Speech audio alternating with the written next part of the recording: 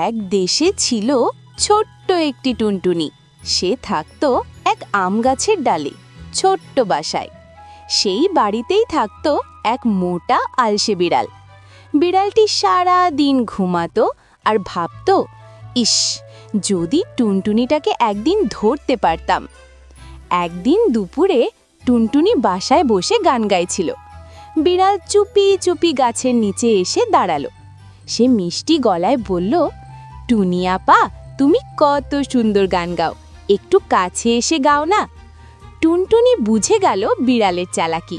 সে বলল, আরে ভাই বিড়াল, তুমি তো খুব ভদ্র, কিন্তু আমি একটু সর্দি পেয়েছি, কাছে এলে তোমারও সর্দি লাগবে। বিড়াল ভয় পেয়ে একটু দূরে সরে গেল। এই সুযোগে টুনটুনি উড়ে অন্য ডালে চলে গেল।